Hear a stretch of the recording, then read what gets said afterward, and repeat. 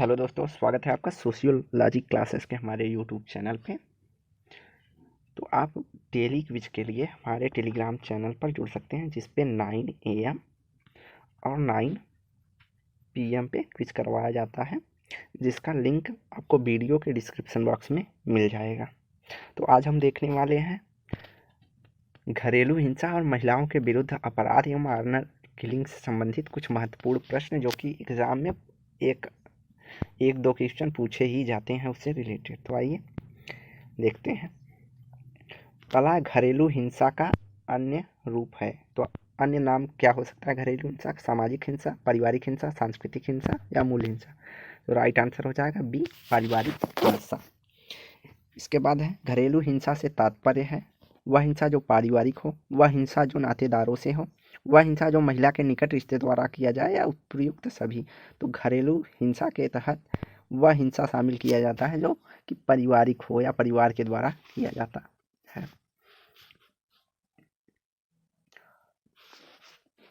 और इसके साथ साथ वह हिंसा जो महिला के निकट रिश्ते द्वारा किया जाए या फिर वह नातेदारी। ये इसका राइट आंसर जो हो जाएगा टी, कि घरेलू हिंसा से हम सभी को शामिल करेंगे जो परिवार के द्वारा किया जाए या निकट रिश्तेदारों द्वारा किया जाए, या सभी घरेलू हिंसा में शामिल किए जाते हैं। अगला है घरेलू हिंसा का उद्देश्य होता है। तो घरेलू हिंसा का उद्देश्य क्या होता है? मानसिक आघात, शारीरिक आघात, मनोवैज्ञानिक आघात या सभी। तो घरेलू हिंसा का जो होता है, घरेलू हिंसा के तहत इन सभी से आघात पहुंचाया जाता है। अगला है घरेलू हिंसा में शामिल है। तो घरेलू हिंसा में बलात्कार, दहेज हत्याएं, भ्रूण हत्याएं या सभी। तो ये सभी घरेलू हिंसा में शामिल किए जाते हैं। और यहाँ आपको बलात्कार को लेकर डाउट किया जाता है। तो कई केसों में देखा गया है कि महिला के देवर या ससुर के द्वारा बलात्कार किया गया है, तो इसे भी घरेलू हिंसा के तहत शामिल किया गया है। अगला घरेलू हिंसा का शिकार अधिकतर होता है विवाहित स्त्रियां, अविवाहित स्त्रियां, युवा स्त्रियां, प्रौढ़ स्त्रियां। तो इसका राइट आंसर हो जाएगा ए, विवाहित स्त्रियां। अगला है घरेलू हिंसा अत्यंत ही अपराध है। अनैतिक अपराध, जघन्य अपराध, क्रूर अपराध या अमर्यादित अपराध। तो इसका राइट आंसर होगा घरेलू हिंसा अत्यंत जघन्य अपराध की श्रेणी में आता है। घरेलू हिंसा का मुख्य कारण तनावपूर्ण क्या है? पारिवारिक, सामाजिक, सांस्कृतिक या नैतिक परिस्थितियां। तो जो है तनावपूर्ण पारिवारिक परिस्थितियां घरेलू हिंसा का कारण होती हैं। अगला आपराधिक हिंसा में शामिल है बलात्कार, अपहरण, दोनों, इनमें से कोई नहीं। तो बलात्कार, अपहरण दोनों आपराधिक हिंसा के तहत शामिल किए जाते हैं। घरेलू हिंसा में शामिल होता है दहेज संबंधी मृत्यु, पत्नी को पीटना, लैंगिक दुर्व्यवहार या सभी। तो यह सभी शामिल होंगे घरेलू हिंसा में। अगला है भारतीय दंड संहिता के किस धारा के तहत बलात्कार को दंडनीय अपराध घोषित किया गया है? 371, 373 या 376 या 378। तो इसका राइट आंसर हो जाएगा 376 के अंतर्गत बलात्कार को दंडनीय अपराध घोषित किया गया है। अगला है बलात्कार है स्वेच्छा से संबंध बनाना, लिव इन रिलेशनशिप में रहना या किसी पुरुष द्वारा किसी स्त्री के इच्छा के विरुद्ध संबंध बनाना या स्त्री को जबरदस्ती उठा ले जाना। तो इसका राइट आंसर सी हो जाएगा, इच्छा के विरुद्ध संबंध बनाना ही बलात्कार की श्रेणी में रखा जाता है। अगला है दहेज के लिए स्त्रियों को दी जाती हैं तलाक, यातनाएं, धमकियां या चुनौती। तो इसका राइट आंसर हो जाएगा यातनाएं, और तलाक भी दिया जाता है, शामिल किया जाएगा, धमकियां भी दी जाती हैं। तो ये दोनों चीज़ उस यातनाओं में शामिल किया जा सकता है। तो यहाँ पर ज़्यादा अप्रोप्रिएट क्या कहते हैं? यातनाएं है। तो राइट आंसर हमारा बी हो जाएगा। अगला है दहेज निरोधक अधिनियम किस वर्ष पारित किया जाता है? तो सबसे सर्वाधिक पूछा जाने वाला क्वेश्चन। तो यह जो है 1961 में पारित किया गया था, और इसमें एक संशोधन हुआ था 1986 में। दहेज निरोधक अधिनियम संशोधन अधिनियम 1986 में आया था। अगला दहेज हत्या व उत्पीड़न के मामलों में किस वर्ग में अधिक देखने को मिलता है? उच्च वर्ग, निम्न वर्ग, मध्यम वर्ग, जाति विशेष में। तो इसका राइट आंसर हो जाएगा मध्यम वर्गों में दहेज हत्या या उत्पीड़न के केस अधिक देखने को मिलते हैं। नववधु को प्रताड़ित करने में किसकी महत्वपूर्ण भूमिका होती है? पति, सास, ससुर, परिवार की रचना या ससुर। तो यहाँ पे जो होगा हमारा राइट आंसर हो जाएगा, महत्वपूर्ण भूमिका पूछा है तो भूमिका अहम होती है ससुर की। अगला, हिंदुओं में पत्नी को माना जाता है अर्धांगिनी, सच, धर्मचारिणी, धर्मपत्नी या सभी। तो यह सभी। पत्नी के साथ अत्याचार अधिक करते हैं मानसिक रोगी, मादक द्रव्य व्यसनी, रोगी पुरुष, रोगी या पुरुष। तो इसका राइट आंसर बी हो जाएगा, जो शराब नशा अधिक करते हैं वह पत्नी के साथ अत्याचार अर्थात मारपीट अधिक करते हैं। भारतीय समाज की विभिन्न समस्याएं हैं, दहेज, घरेलू हिंसा, विधवा पुनर्विवाह या सभी। तो यहाँ पे जो एक दे दिया है विधवा पुनर्विवाह, तो यह समाज की समस्या के रूप में सम्मिलित नहीं होगी, तो यहाँ पे इसे हम निगलेक्ट करेंगे। दहेज और घरेलू हिंसा जो है हमारा भारतीय समाज की एक बहुत बड़ी समस्या के रूप में शामिल होगा। तो यहाँ पे हमारा विधवा पुनर्विवाह जो है यह एक समस्या ना होकर एक क्या कहते हैं इसका क्या निवारण है, समस्या ना होकर एक निवारण है विधवा पुनर्विवाह। सती प्रथा का एक निवारण के रूप में विधवा पुनर्विवाह को लाया गया था, तो इसलिए यह समस्या नहीं है। अगला, स्त्री, वह स्त्री जो विधवा कहलाती है जिसका पति जीवित हो, पति द्वारा त्यागी गई हो, मर गया हो, विवाहित हो। इसका राइट आंसर सी हो जाएगा, जिनका पति मर गया हो उस स्त्री को विधवा कहा जाता है। तो विधवा स्त्री को किन नियमों का पालन करना पड़ता है? तो उसके बाल मुड़वा दिए जाते हैं, वह श्रृंगार नहीं कर सकती, वह अच्छे वस्त्रों को नहीं पहन सकती, या उपरोक्त सभी। तो यह उपरोक्त सभी है, लेकिन आज के समय में वर्तमान में लगभग ये समस्याएं का ज़्यादातर निवारण हो चुका है। अगला, विधवा स्त्री का जीवन होता है सुखद, दुखद, कठिनाइयों से परिपूर्ण, अनैतिक। तो विधवा स्त्री का जो होता है जीवन कठिनाइयों से परिपूर्ण होता है। भारतीय समाज है एक आदर्श समाज, पुरुष प्रधान समाज, उच्च मूल्यों वाला समाज या अलौकिक समाज। तो भारतीय समाज को एक पितृसत्तात्मक या पुरुष प्रधान समाज कहा जाता है। धार्मिक दृष्टि से किसको अधिक महत्वपूर्ण माना गया है? पुत्र को, पुत्री को, पत्नी को, माँ को। तो पुत्र रत्न को धार्मिक दृष्टिकोण से अधिक महत्वपूर्ण दिया गया है। अगला, प्रत्यक्ष नारी हत्या है, तो प्रत्यक्ष नारी हत्या के रूप में क्या है? नारी शिशु को मार डालना प्रत्यक्ष नारी हत्या के अंतर्गत शामिल किया जाता है। अगला है प्रत्यक्ष अप्रत्यक्ष नारी हत्या क्या है? तो अप्रत्यक्ष नारी हत्या होता है जब कन्या भ्रूण हत्या किया जाता है। क्या? कन्या भ्रूण हत्या। अगला है भ्रूण हत्या से तात्पर्य है गर्भ में लड़का होना, गर्भ में लड़की होना, गर्भ में शिशु की हत्या, इनमें से कोई नहीं। तो भ्रूण हत्या का तात्पर्य होगा जब गर्भ में कोई भी शिशु हो, लड़का या लड़की, हत्या कर दी जाती है तो उसे भ्रूण हत्या ही कहा जाएगा। अगला है घरेलू हिंसा के कारण है। तो घरेलू हिंसा के क्या क्या कारण हो सकते हैं? एक तो पुरुष प्रधानता, यह भी कारण है। स्त्रियों के पुरुषों के ऊपर आर्थिक निर्भरता, अशिक्षा और उपरोक्त सभी। तो इसका राइट आंसर डी हो जाएगा, सभी हिंसा के कारण हैं। अगला है घरेलू हिंसा रोकने के लिए प्रयास है महिलाओं को आश्रय की व्यवस्था, महिलाओं को रोजगार देना, शिक्षा की सुविधाएं प्रदान करना या सभी।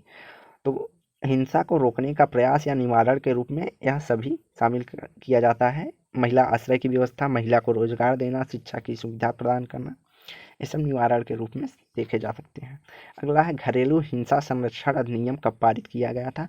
2001 में, वर्ष 2002 में, वर्ष 2004 में या वर्ष 2005 में। तो इसका राइट आंसर डी हो जाएगा, 2005 में घरेलू हिंसा संरक्षण अधिनियम पारित हुआ था। यह भी मोस्ट इम्पॉर्टेंट है, या तो यह मैचिंग करने वाले ग्रुप में दे देता है या तो डायरेक्ट पूछा जाता है। अगला, दहेज प्रथा है एक प्रथा, कार्य, अभिशाप, परंपरा। तो दहेज प्रथा एक अभिशाप के रूप में देखा जाता है। अगला है कानून भी दहेज प्रथा को समाप्त करने में क्या रहा है? सक्रिय, निष्क्रिय, प्रबल, निरर्थक। तो इसका राइट आंसर है कानून तो बनाए गए हैं, लेकिन आज के समय में दहेज प्रथा बढ़ी है न कि घटी है। तो यह कानून जो बना हुआ है वह समाप्त करने में निष्क्रिय रहा है। वर्तमान समय में दहेज प्रथा है को किस रूप में देखने को मिलता है? मूल रूप, विकृत रूप, सार्थक रूप, निरर्थक रूप। तो वर्तमान समय में जो है दहेज प्रथा जो है इसको एक विकृत रूप में देखने को मिलता है, अर्थात यह एक समाज के तौर पे कोढ़ के रूप में कार्य कर रहा है। जिसके पास पैसे नहीं हैं या जो दहेज देने में सक्षम नहीं है, तो आज उनकी पुत्रियां या लड़कियों की या तो वो आत्महत्या कर ले रहे हैं पिता, या उनकी शादियां नहीं हो पा रही हैं। तो इसे एक समाज के कोढ़ के रूप में या विकृत अवस्था के रूप में देखा जा सकता है। अगला, समांतर दहेज उस संपत्ति को कहते हैं जो विवाह के समय वर पक्ष के लोग कन्या पक्ष को देते हैं, कन्या पक्ष के लोग वर पक्ष को देते हैं, जो रिश्तेदार देते हैं या जो अन्य सगे संबंधी देते हैं। तो इसका राइट आंसर हो जाएगा बी, कन्या पक्ष के लोग वर्ग पक्ष को देते हैं, उसे दहेज की संपत्ति के रूप में देखा जाता है। दहेज वह धन या संपत्ति है जो विवाह के अवसर पर लड़की के माता पिता व अन्य निकट संबंधियों द्वारा दिया जाता है। किसका कथन है? फेयरचाइल्ड, मैकाइबर पेज, जिन्सबर्ग या इरावती कर्वे। तो इसका राइट आंसर हो जाएगा ए, फेयरचाइल्ड द्वारा कहा गया है कि दहेज वह संपत्ति है जो विवाह के अवसर पर लड़की के माता पिता व अन्य निकट संबंधियों द्वारा दिया जाता है। अगला है दहेज निरोधक अधिनियम की परिभाषा में दहेज को क्या कहकर परिभाषित किया गया है? एक आदान प्रदान, विवाह की आवश्यक शर्त, एक समझौता, संस्कार। तो जो दहेज निरोधक अधिनियम में है उसमें कहा गया है कि अगर विवाह किसी आवश्यक शर्त पे हो रही है तो वह वस्तु या संपत्ति दहेज के रूप में शामिल किया जाता है। अगला, दहेज के प्रमुख कारण हैं कुलीन विवाह, धन का महत्व, सामाजिक प्रतिष्ठा, सभी। तो यह सभी दहेज के प्रमुख कारण हैं। दहेज प्रथा के कुप्रभाव क्या हैं? बालिकावध, लैंगिक दुर्व्यवहार, अपहरण, या इनमें से कोई नहीं। तो यहाँ पर सबसे अप्रोप्रिएट जो आंसर है वह बालिकावध के रूप में देखा जा सकता है। अगला, दहेज प्रथा के मुख्य दोष हैं पारिवारिक विघटन, अनैतिकता, कन्या भ्रूण हत्या, या सभी। तो यह सभी हो सकते हैं। दहेज के अर्थात पारिवारिक विघटन अर्थात तलाक जैसे समस्याएं होती हैं। अनैतिकता अर्थात दहेज की वजह से कई ऐसे कदम उठाना पड़ता है जो अनैतिक होते हैं, और दहेज की वजह से लड़कियों की आज हत्या कोख में ही कर दी जा रही है। अगला, दहेज के कारण विवाह न होने पर अनेक लड़के लड़कियां को हो जाती है रोग, मानसिक बीमारी, घृणा, उन्माद। तो इसका राइट आंसर हो जाएगा बी, मानसिक बीमारी।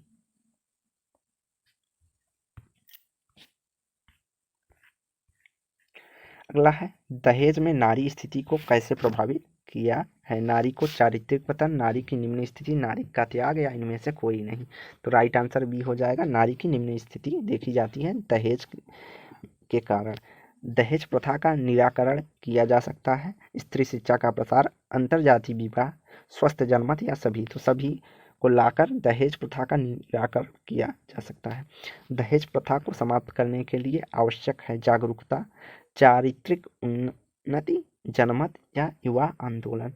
तो दहेज प्रथा को समाप्त करने के लिए आज युवा आंदोलनों की जरूरत है कि युवा खुद से ही दहेज न लेकर विवाह करने के लिए प्रेरित हों। अगला, दहेज, भारत में दहेज निरोधक अधिनियम कब पारित किया गया था? तो यह 1961 में पारित हुआ था।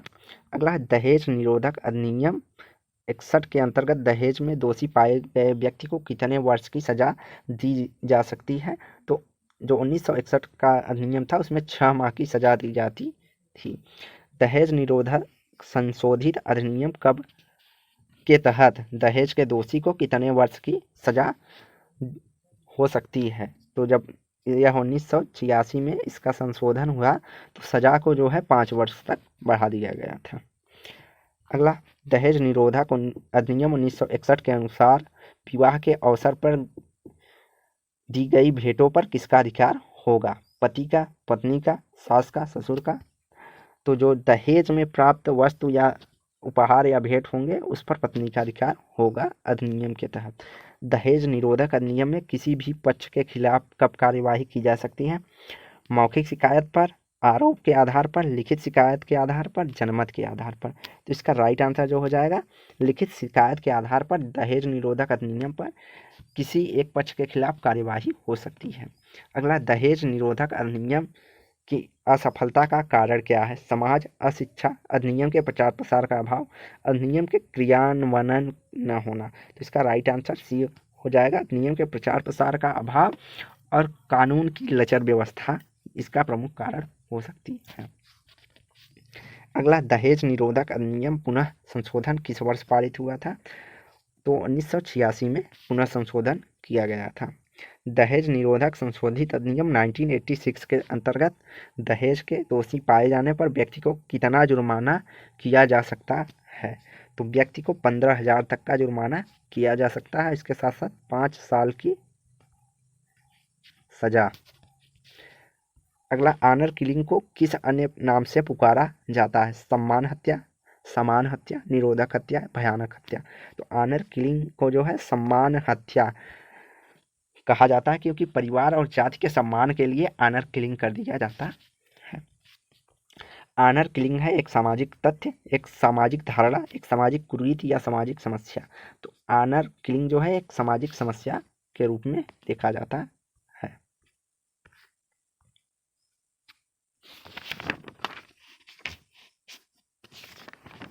तो आज की वीडियो यहीं समाप्त करते हैं। वीडियो को लाइक एंड शेयर करें, चैनल को सब्सक्राइब करें और डेली क्विज के लिए आप हमारे टेलीग्राम चैनल पर जुड़ सकते हैं, जिसका लिंक डिस्क्रिप्शन बॉक्स में प्रोवाइड करवाया जाएगा। तो वीडियो देखने के लिए धन्यवाद। चैनल को सब्सक्राइब करें।